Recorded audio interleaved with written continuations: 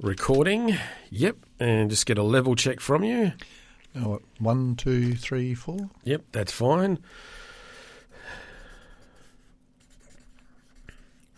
So Father Mark Sexton. Mm-hmm.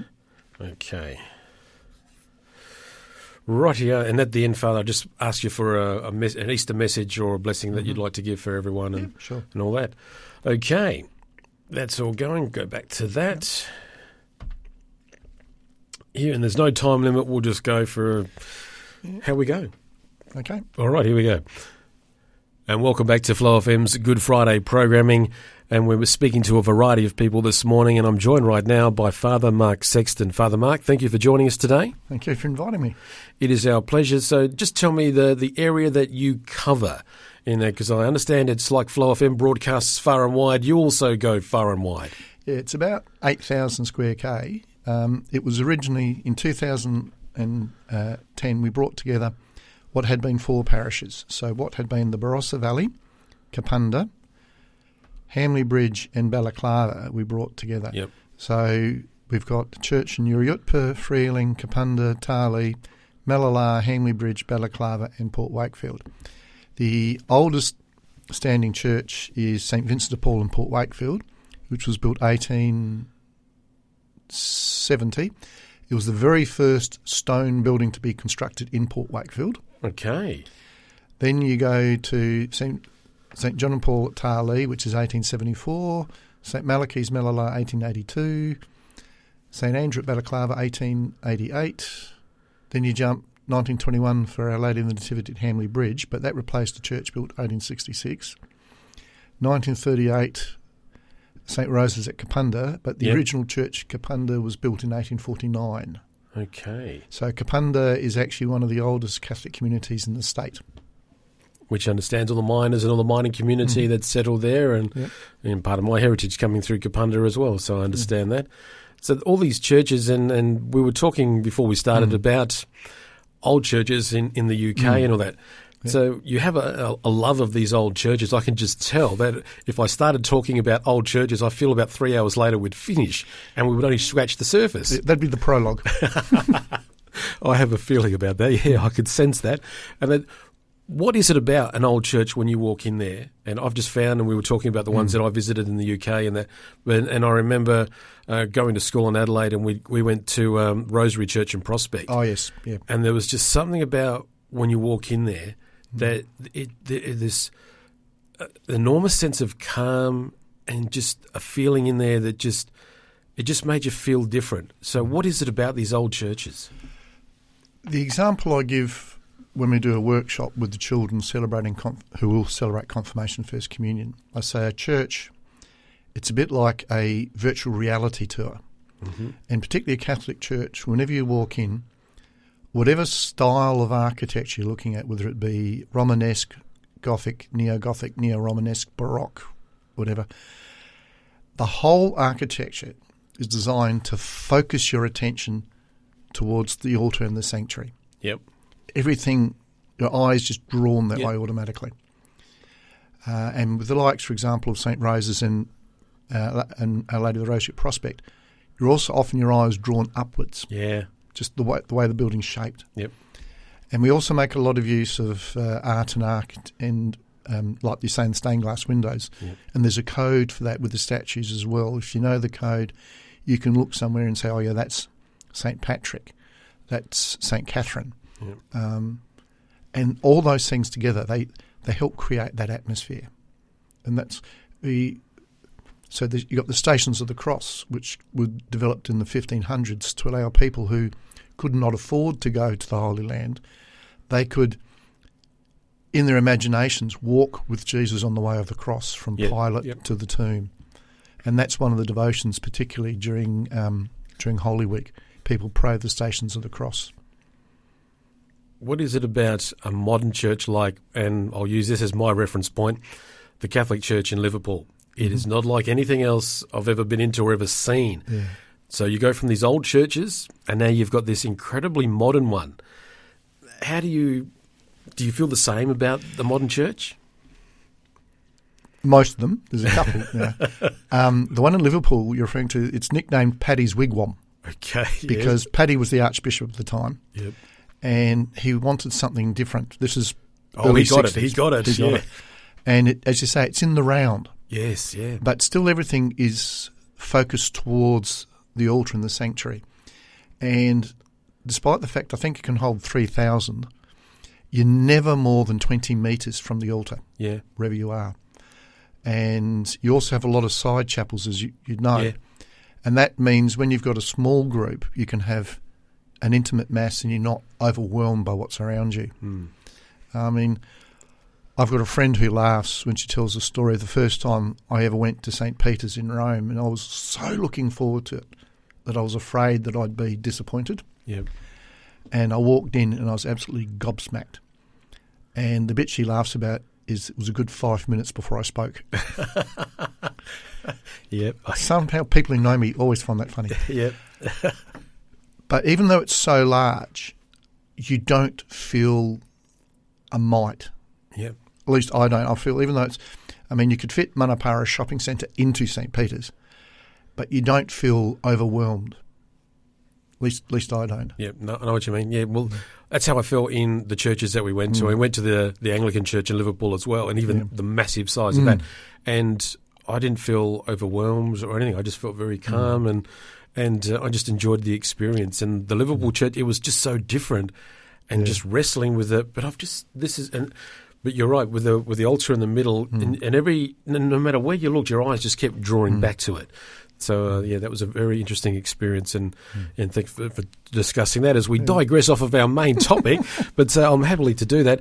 But these churches, they've got lots of people in them. Last year, that all changed. So how did you cope with the area you cover and your role? How did you cope from going to having a congregation of people in front of you on a Sunday to not there?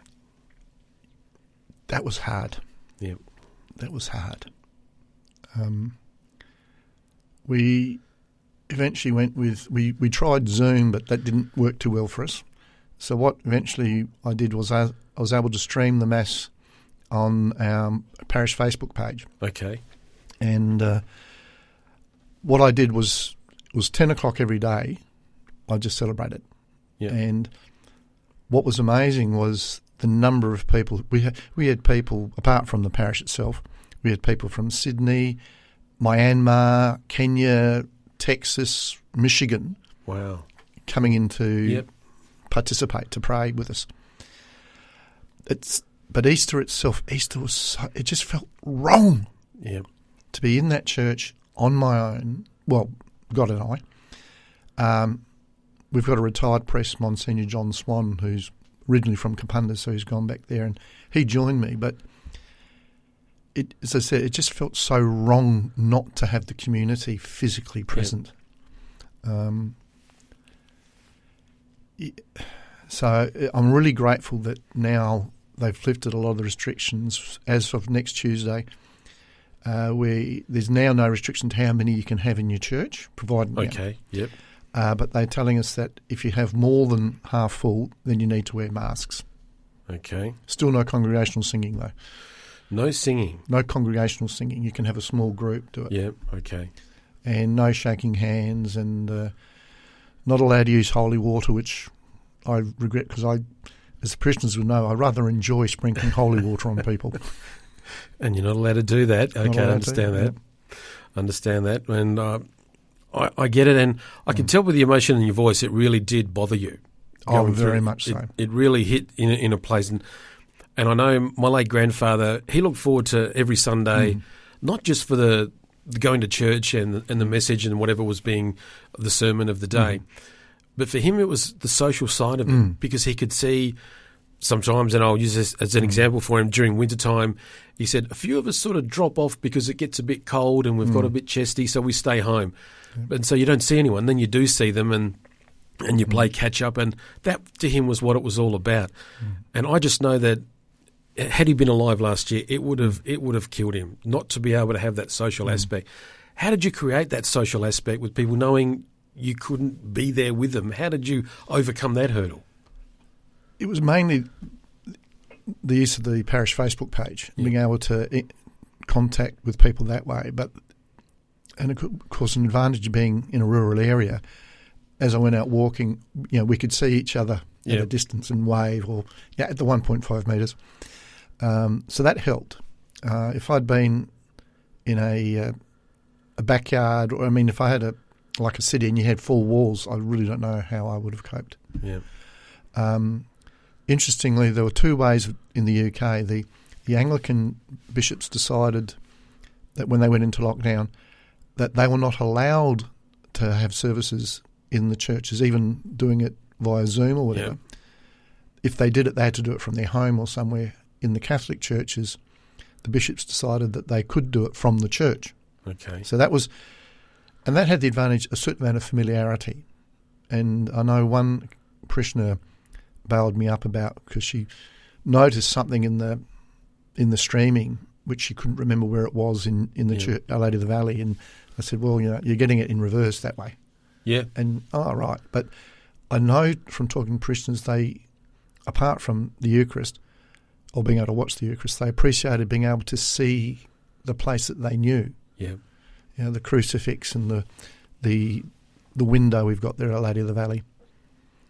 So, what did you learn the most out of the whole experience? How much I need people. Okay. Which is a very human quality. We need people around us. Yeah. My family, we're a bit huggy. Yeah. And that was something I really missed, that you couldn't embrace somebody. That simple act. Yeah. That really threw me. And I joked with people, maybe not so much a joke, that they'd been, when we were allowed to do that again, they'd be in danger of me hugging randomly. Yeah, because I just missed that physical contact so much. I'm just chatting to you in the last few minutes, Father Mark. I see the little twinkle, and you've got this sense of humour, which reminds me of some of the priests that I experienced at school, which helped with everything. How much and how important was humour to you through all this? How often did you find a way to laugh and then make others around you laugh? Well, I don't know about others around me, but I laughed a lot myself pretty much every day. Sometimes it was just laughing at myself, at an attitude I had. Yeah. I think, oh, that's a little bit silly to think that way. And then also there was I'm also a defence chaplain. In 2011, I did a tour in Afghanistan and became friends with a soldier there, and it was good catching up with her over the internet, because she would log in to watch the Mass with me. And one of the things we do is, because obviously I can't be in every church each Sunday, where I'm not there, we have a member of the community lead Liturgy of the Word with communion. But I write the homily, so that takes a lot of pressure off them. And then we archive it and we put it on the parish Facebook page. And when she found out I was doing that, she asked me to send her my homily every week, because in the part of the army she's in, she can't always get to Mass. And so I've been doing that now for 10 years. Wow. And she tells me her partner, who's not Catholic, will occasionally take her phone and read my homily, which is like, oh, okay. Humour gets us through those little messages. What for you has been some of the silver linings over the past 12 months, from going to the lockdown to now having the parishioners back in the church? What's been some of the silver linings you've encountered along the way? The way a lot of people have reached out to each other to help, to make sure that the person is not completely alone. Yeah. Like, ringing somebody to say, look, how things are going, or I rang my older sister and she'd say, what are you ringing for? And I'd say, well, they tell us we're supposed to ring the older people to make sure they're okay. And for some reason, she didn't find that funny. Yeah, I did. I enjoyed it. Yeah. That was one of the main things, and people offering to provide food for those who couldn't make it. And the crazy thing was people hoarding toilet paper. I'm thinking, we make it here. Why do you need 24 rolls of toilet paper? Yeah. But that threw me. I couldn't understand that.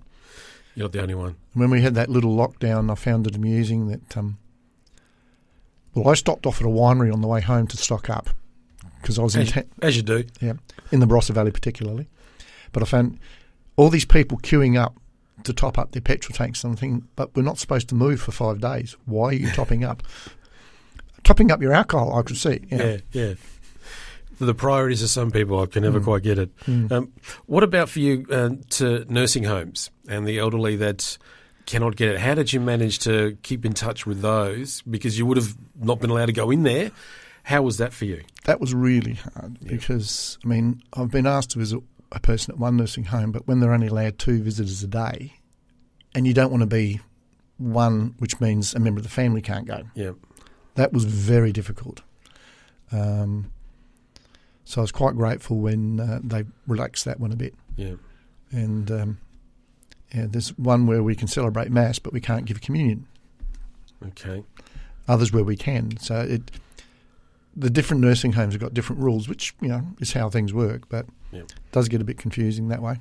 What about those in the nursing homes themselves, the people that you wanted to see? What was their attitude like? Did they understand what was happening, and were they accepting of it? Did they have humour as well? Yeah, most of them did. Yeah. And it varied, being humans, person to person. Yeah. Some were angry, and of course some with dementia didn't know. Yeah. So. When moments got to you, as I'm sure they did, who did you vent to? Who did you? Because if things annoy me, I can go to my wife or I can go to my best mate, but you can obviously vent to God, but sometimes you want someone physical there. Who did you vent to? Was the Pope on the line? Was he on speed dial at all? I've got friends I can vent to, but I'd often just vent to God. When I was at the seminary in Adelaide, the first couple of years we were next to Morialta Park. Yep. And I'd cross over, and you'd only have to go for a few minutes, and you could be kilometres from the city. There's no sound of human beings. And I'd walk along the paths, and I'd be talking to God out loud as I was walking, and I got some very strange looks as people came round corners because they're looking, who's he talking to? I'm used to that. I'm in radio. We talk a lot to ourselves, so I understand that. And, there were just times I just vented to God and yelled at God. And as I say to parishioners sometimes, look, there's no problem getting angry with God. God can handle it. Yeah. And there's times when you just have to get angry with what's going on and why. Yeah. And, Was it a test of your faith at all? No, not a test of my faith. Okay. Test of my humanity, but not my faith. Because in a sense, we've been through this before. The Catholic Church has been through the Black Plague, the bubonic plague, and all those sorts of things. So I'm an amateur history person. So if you know your history, you know this is not new. Yep. We went through it in 1919 with the Spanish flu. We'd been through it with cholera and typhus and such. So you've been through it before. You could lean back on that, and that would get you through. Father Mark, I've thoroughly enjoyed chatting to you, and I'd like to talk to you more about old churches, but I feel that would take us for a different direction. One final thing, technology. Yep. You said at the beginning it was a bit of a struggle. Have you got a bit further? Have you mastered any of it yet, or are you still fumbling with it? Fumbling with it. For some reason, from January, my phone can't link onto the Wi-Fi from the house.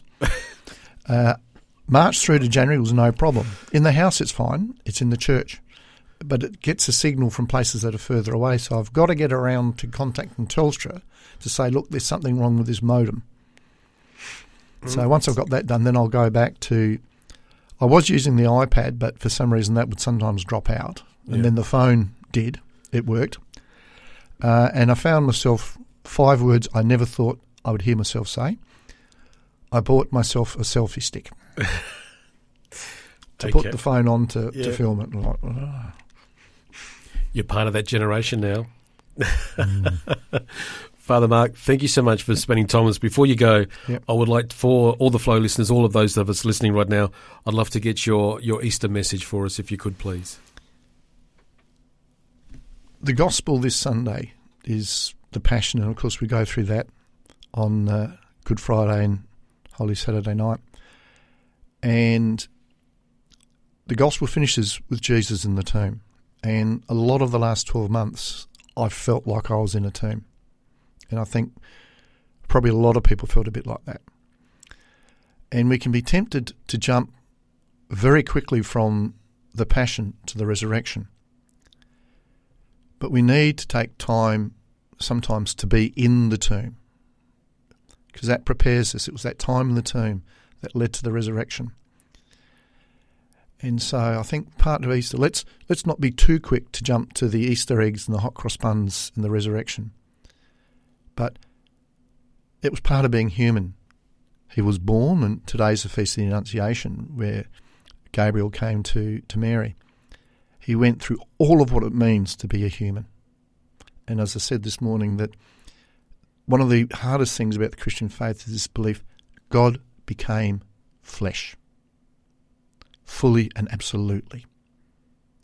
God took on all of our failings and weaknesses. And it's worth now thinking, okay, we're in the tomb. What are we going to do when we get out? Are we going to be renewed, or are we going to go back to what we did before? Father Mark, thank you very much for joining us. Father Mark Sexton, if we want to get in touch with you, if we'd like to know more information and be a part of your parish, how do we do that? Well, I mentioned the parish Facebook page several times. We've got a parish website, which you can find from, if you go onto the diocesan website, which, if you put in Catholic Archdiocese of Adelaide, you'll find it, and that will give you the name of the parish. And when we brought the 4 parishes together, we wanted to make sure that nobody felt that they were being overwhelmed or taken over. Yep. So we wanted something new, and it had been announced that St. Mary MacKillop was going to be canonised. So we took on, the full title is St. Mary of the Cross MacKillop Northern Light Catholic Parish, because the Light River runs through all of what had been the 4 parishes. And so as far as I can work out, we're the first parish in the world to take St. Mary MacKillop as our patron saint. And of course she wandered all through this area. Yep. And so if they look up St. Mary of the Cross MacKillop - Northern Light, they'll find us there. And I'm looking at that right now, which we can do off the Catholic Archdiocese of Adelaide website. Father Mark Sexton, thank you so much for joining us today. Have a wonderful Easter. Thank you for being a part of our special program on Flow today. It was a privilege. Thank you very much. We got it. Easy as. Yeah.